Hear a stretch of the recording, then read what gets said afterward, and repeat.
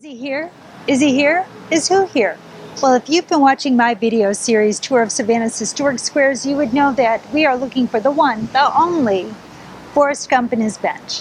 However, today we are in Warren Square, and so no, we're not going to see anybody similar to our Forrest Gump.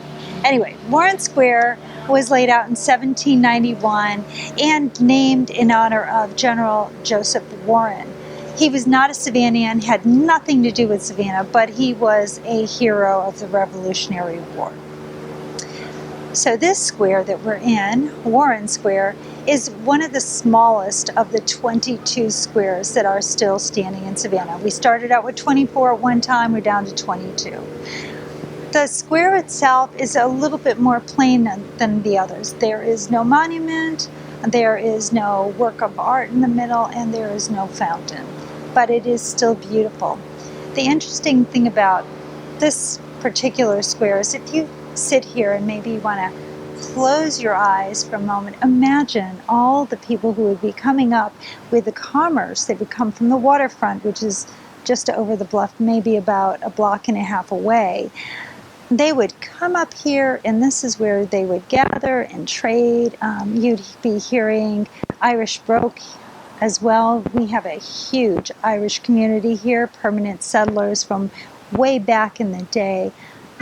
If you close your eyes and really let go, you could just imagine some sea captains and pirate types and trading, and the sound of hoofs as the horses were carrying their carts and people, and it's just a really cool square for that.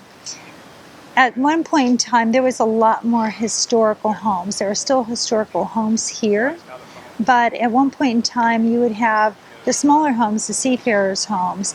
They had been since relocated because some things had changed around here. We have this horrible parking lot, not the best use of real estate on a square, in my opinion, my humble opinion. But they're also relocated from two major thoroughfares, Broughton Street and also Bay Street. But right here on St. Julian Street, that way, there's some relocated homes must see because they're adorable. We also have a couple of other fabulous historic properties. So as far as some significant homes here, we have the Spencer-Woodbridge house, and that is this home right behind me, and we have the Morgan Carswell house, which is number 24 Havisham. And at one point, the Morgan Carswell house was actually used as a hospital during yellow fever. I think it was 1786 or so. So there is some really cool and interesting history here. One other point of interest, if you look around the square, even though we don't have all these other things, the fountains, we do have something very interesting. We have tabby. Somebody had the foresight to put tabby around. So if you look at the benches, you'll see tabby supports, and you'll see also some planter boxes made of tabby. Tabby was given to us from the African people who came here to work, to trade, and some were enslaved, unfortunately. And what tabby is the mixture of cement and oyster shells. Sometimes the oyster shells, or shells in general, sometimes they are ground up small, and sometimes, like in this case, most of these have whole oyster shells. So look around and check that out.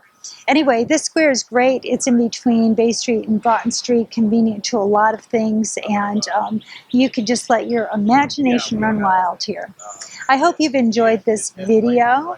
If you have, please share it with your friends.